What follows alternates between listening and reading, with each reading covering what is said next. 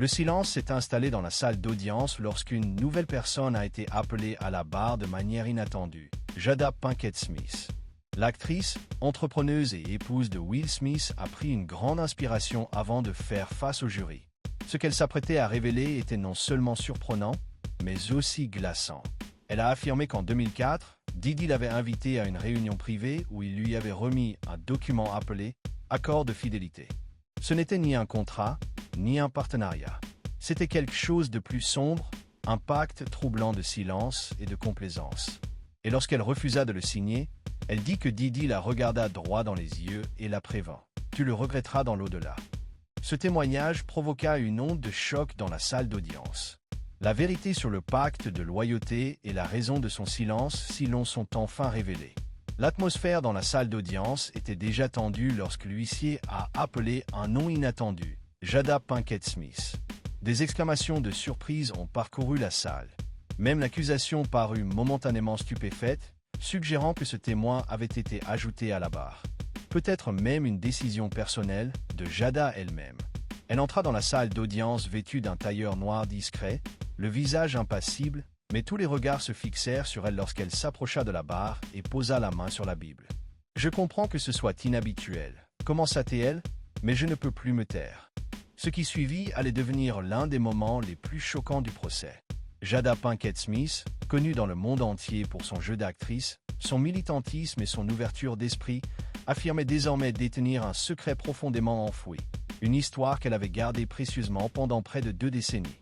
Il s'agissait d'un prétendu pacte de loyauté que Diddy avait un jour tenté de lui faire signer. Jada a déclaré au tribunal qu'elle avait suivi le procès en privé, en suivant chaque détail.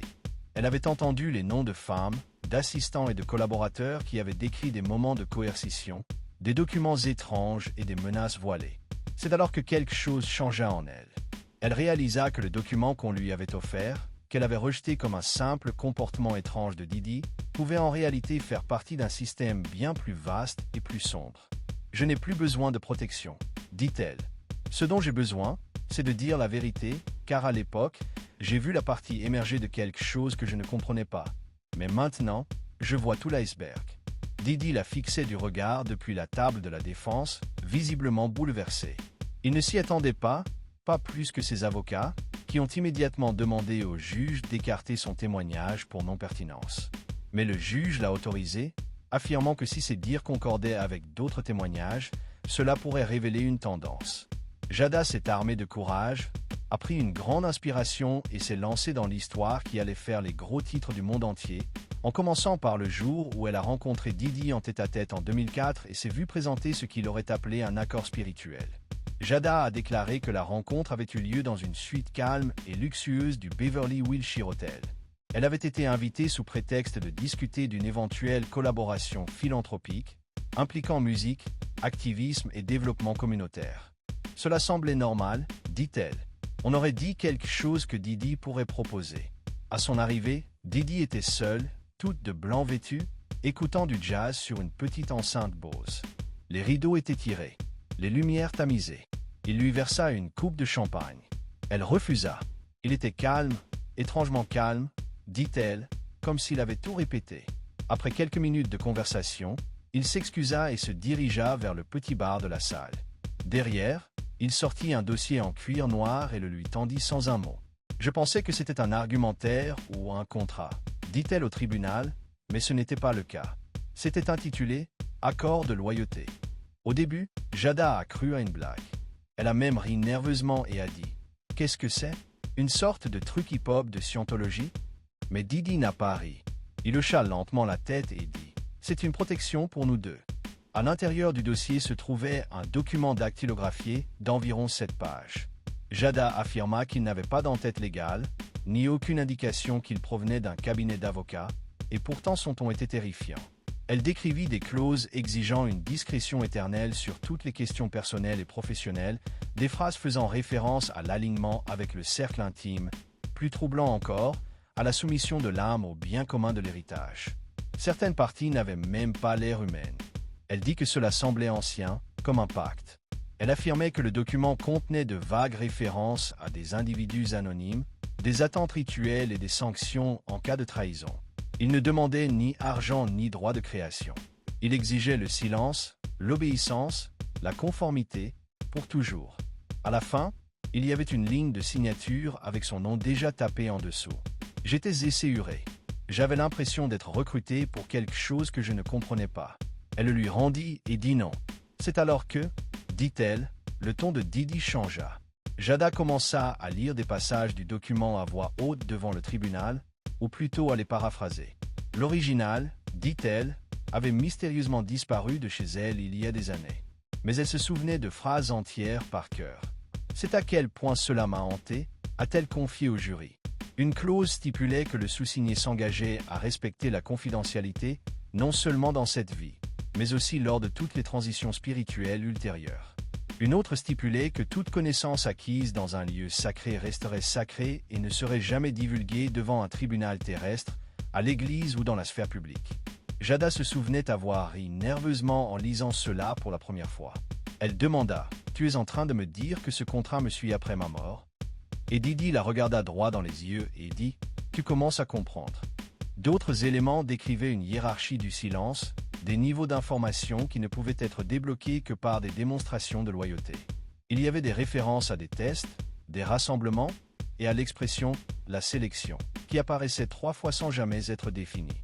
Un passage disait « Briser le silence, c'est rompre le lien.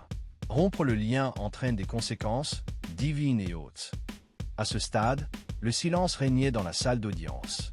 Certains jurés semblaient perturbés. Quelques spectateurs étaient visiblement secoués.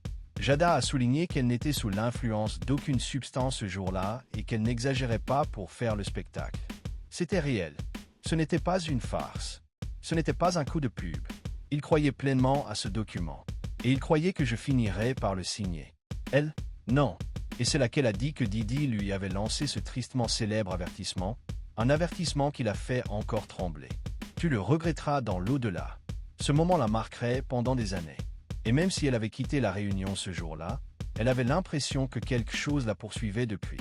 Après que Jada eut refusé de signer le prétendu pacte de loyauté, elle décrivit un changement d'énergie dans la salle, presque spirituel, et pas dans le bon sens du terme. La musique s'arrêta. L'expression de Didi s'assombrit et il se pencha en avant. Sa voix, loin d'être enjouée ou mystérieuse, devint basse et lente, comme s'il récitait quelque chose qu'il avait déjà dit. Il me regarda et dit « Tu le regretteras dans l'au-delà. Pas celui-ci, le suivant. » Jada a précisé au jury qu'elle ne savait pas s'il la menaçait physiquement ou s'il lui parlait en termes métaphysiques. Cela ressemblait à une malédiction, a-t-elle dit, comme s'il croyait avoir le pouvoir d'atteindre quelque chose d'éternel. Le tribunal resta silencieux à nouveau. Le procureur lui demanda si elle avait pris cette menace au sérieux. Jada a répondu sans hésiter. Absolument, parce que ce n'était pas une blague pour lui. Et soudain, ce n'était plus une blague pour moi. Didi ne s'est pas contenté de la prévenir. Il a commencé à énumérer ce qui arriverait si elle allait à contre-courant. Il a prévenu que les rôles se tariraient, que les projets s'effondreraient mystérieusement. Certains producteurs ne la rappelaient plus. Ses proches risquaient de prendre leur distance pour leur propre sécurité. Il n'éleva pas la voix. Il ne m'a même pas touché. Mais c'était le moment le plus effrayant que j'ai jamais vécu à Hollywood, a-t-elle dit. Puis elle a ajouté qu'il avait souri à nouveau, ce même sourire suffisant et répété, et lui avait dit « Réfléchis grec, tu verras, tout le monde finit toujours par revenir. » Jada quitta immédiatement la suite de l'hôtel. Elle ne dit pas au revoir. Elle ne se retourna pas. Mais elle se souvenait d'être allée à sa voiture et d'avoir réalisé qu'elle tremblait tellement qu'elle ne pouvait pas mettre la clé dans le contact. J'avais vu un côté de lui que je n'étais pas censé voir, disait-elle.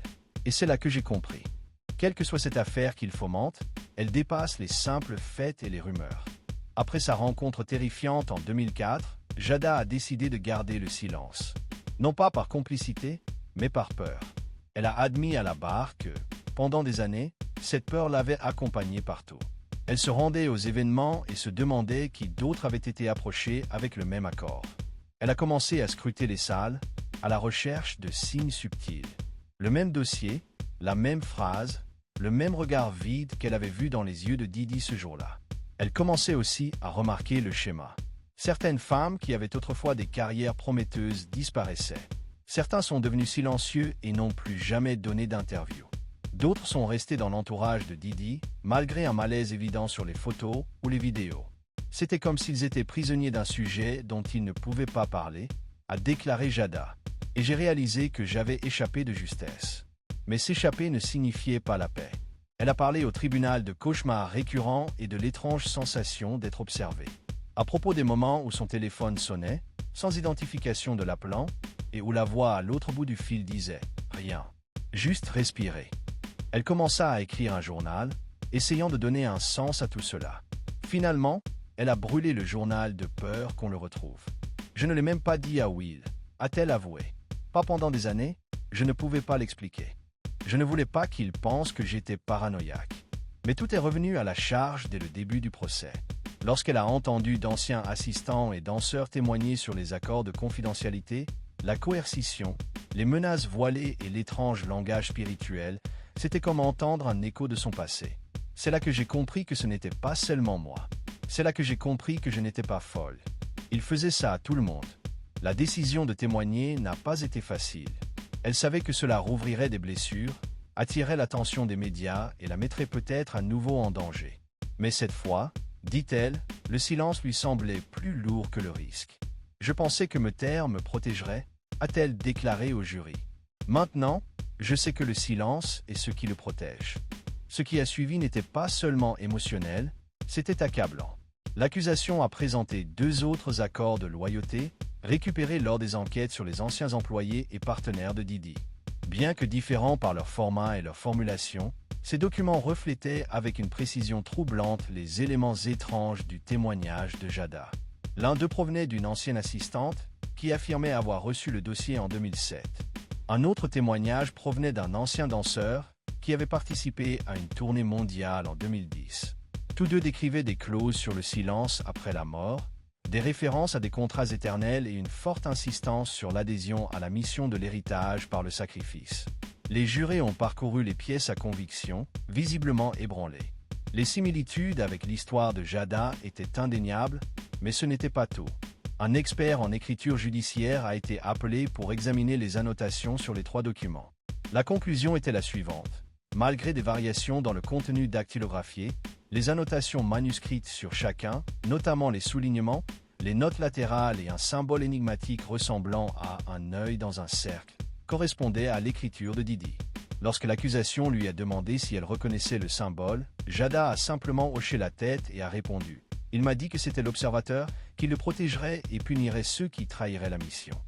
L'équipe juridique de Didi a immédiatement protesté, qualifiant les documents de fabrication et accusant l'accusation de complot. Mais le juge a annulé sa décision, estimant que la cohérence entre 3 témoignages indépendants, ainsi que l'analyse médico-légale, justifiait un examen plus approfondi. L'audience était visiblement perturbée. Un observateur a même été escorté à la sortie après s'être évanoui pendant la lecture du 3e contrat. Il ne s'agissait plus seulement d'un scandale impliquant des célébrités. Cela commençait à ressembler à une secte spirituelle déguisée en pacte de loyauté. Et le ton calme mais obsédant de Jada indiquait clairement qu'il ne s'agissait pas seulement de paperasse. Il s'agissait d'un système ancré dans la peur, le silence et le contrôle absolu. Tandis que Jada poursuivait son témoignage, le tribunal a appris que son témoignage n'était pas seulement un avertissement personnel. C'était un aperçu de ce que beaucoup à Hollywood murmuraient depuis longtemps en privé. Elle expliqua avoir passé des années à côtoyer certaines personnes, à éviter certains rassemblements et à décliner des invitations fastueuses, car elle savait de quoi il s'agissait réellement. Des calendriers entiers sont organisés autour de qui organise quelle fête, a-t-elle expliqué. Et si c'est Didi, on comprend ce que ça signifie. Elle se souvient de moments sur les tapis rouges où d'autres artistes féminines échangeaient des regards complices dès que Didi était présent. Elle se souvenait du langage codé utilisé par les assistants pour discuter des invitations. Des termes comme « chambre à l'étage »,« cercle de minuit » et « apporter son aura » étaient autant d'expressions censées indiquer discrètement si quelqu'un était sur le point d'être invité dans ce que Jada appelait son réseau. « Je n'étais pas la seule à être approchée », souligna-t-elle. J'étais l'une des rares à avoir refusé et à y avoir survécu. Jada a admis qu'au fil des ans, elle avait discrètement conseillé à quelques autres d'être prudentes. Elle ne racontait pas toujours toute son histoire, trop dangereuse. Mais elle trouvait le moyen de leur faire des allusions, de les tenir à distance. Certains l'écoutaient, d'autres non, et certains disparaissaient de la vie publique peu après. Elle révéla également que d'autres avaient avoué en privé avoir eu des relations similaires avec Didi, avoir obtenu des accords, s'être vus offrir l'accès à des opportunités prestigieuses en échange de leur loyauté et de leur silence. Cela a toujours été présenté comme une opportunité, jamais comme une menace. Mais la menace se ressentait sous chaque mot. Elle a expliqué au tribunal que les personnes ayant travaillé avec Didi et ayant soudainement disparu ou perdu la faveur du public ne prenaient pas simplement une pause. Beaucoup, croyait-elle, avaient été blessés par la structure même à laquelle ils avaient été invités à se joindre. La voix de Jada restait ferme, mais le contenu de son témoignage s'assombrissait. Si ce procès n'avait pas eu lieu, je n'aurais jamais dit un mot, mais il est temps. Tout le monde pense que la pire chose à faire est de refuser le pouvoir. Je vous le promets, le pire est de se taire et de laisser ce pouvoir grandir. Pendant que Jada témoignait, tous les regards se tournaient parfois vers Didi, et son attitude était révélatrice. Au début, il paraissait impassible, adossé à sa chaise, la tête baissée, comme s'il essayait de contrôler son expression. Mais tandis que Jada lisait à voix haute des extraits du document et décrivait leur rencontre de 2004, sa posture commença à changer. Il se pencha en avant et se massa les tempes. Son avocat lui a murmuré des choses à plusieurs reprises, mais Didi a hoché la tête et les a balayées d'un geste sec. Mais ce qui a le plus marqué, ce sont les moments où Jada a utilisé ses propres mots contre lui. Lorsqu'elle a répété la phrase « Tu le regretteras dans l'autre vie », il a visiblement tressailli. Lorsqu'elle a décrit l'observateur, Didi s'est détourné et a refusé tout contact visuel avec elle ou le jury. C'était la première fois au cours du procès qu'il semblait totalement pris au dépourvu. Des dessinateurs ont immortalisé l'instant, qui a rapidement circulé en ligne. Un journaliste a décrit le regard de Didi commenté. Des murmures ont retenti dans la galerie. Les journalistes ont chuchoté entre eux. Même le juge a demandé à 2 reprises le silence dans la salle d'audience. À un moment donné, Didi a sorti un bloc-notes et s'est mis à écrire furieusement. Son équipe juridique s'est réunie pour demander une discussion avec le juge, demandant apparemment que le témoignage de Jada soit radié du procès-verbal. Mais le juge a refusé, affirmant que ce témoin était venu volontairement. Son expérience est pertinente pour comprendre les allégations plus larges. La tension n'a fait que monter lorsque Jada a évoqué les similitudes entre son accord de loyauté et d'autres. C'est à ce moment-là que sa main s'est mise à trembler. Un observateur du tribunal a tweeté « Il s'est essuyé le visage. Il n'avait plus le contrôle. » Jada ne l'a pas regardé une seule fois pendant son témoignage, jusqu'à la fin. Lorsqu'on lui a demandé si elle avait une dernière déclaration, elle s'est tournée vers lui pour la première fois et a dit « Tu m'as toujours dit que je regretterais d'avoir dit non. Mais regarde autour de toi, c'est toi qui es jugé, pas moi. » Didi se figea. L'air dans la salle devint électrique. Pour la première fois depuis le début de la cérémonie, le silence ne semblait pas une protection. Il s'agissait de rendre des comptes, un mot après l'autre. Lorsque Jada Pinkett Smith a quitté la barre des témoins, la salle d'audience est restée sous le choc. Mais hors des murs du tribunal, l'impact de son témoignage se faisait déjà sentir dans toute l'industrie du divertissement. Les gros titres se répandent comme une traînée de poudre. Jada rompt le silence et expose le sombre pacte de Didi. Vous le regretterez dans l'au-delà. Au cœur du contrat de fidélité de Didi, Jada associe Didi à une culture de contrats sectaires à Hollywood. Les réseaux sociaux ont explosé de réactions.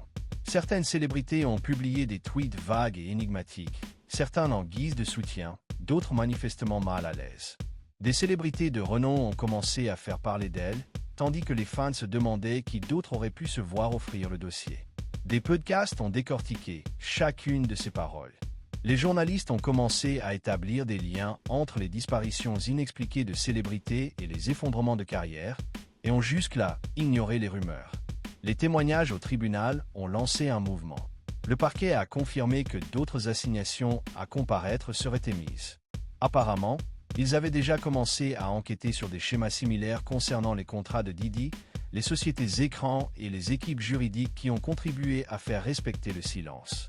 Un analyste juridique est intervenu sur CNN et a déclaré que si ces documents étaient authentiques et si d'autres célébrités se manifestaient, cela pourrait se transformer en le plus grand scandale du divertissement depuis Weinstein, peut-être même plus grand. Le courage de Jada n'a pas seulement révélé un homme, il a révélé un réseau. Et ce qui rendait la chose encore plus effrayante était l'aspect spirituel et surnaturel de l'influence de Didi. sa prétendue croyance en des contrats qui s'étendaient au-delà de la vie, son utilisation symbolique du guetteur. Ces menaces se faisaient passer pour des prophéties cosmiques. Il ne cherchait pas seulement à faire taire les gens, avait prévenu Jada. Il cherchait à les maîtriser. Le juge a ordonné un examen complet des allégations de Jada. Sa crédibilité, sa carrière et sa personnalité publique jouaient en sa faveur. Et même ses détracteurs ont dû admettre qu'elle n'avait rien à gagner à témoigner. En fait, elle a tout risqué. À la fin de l'audience ce jour-là, les journalistes ont constaté un calme étrange dans la salle d'audience. Une tempête venait de passer, mais chacun savait qu'une autre s'annonçait. Car désormais, le monde entier la regardait, et quelqu'un allait devoir répondre de tout cela. Dans les jours qui ont suivi son témoignage, Jada Pinkett Smith aurait commencé à recevoir des messages, non pas des médias, ni de ses fans, mais d'autres célébrités. Des appels téléphoniques discrets, des SMS anonymes, quelques messages privés d'anciens collègues. La plupart d'entre eux ont dit la même chose. Merci d'avoir dit ce que nous ne pouvions pas dire.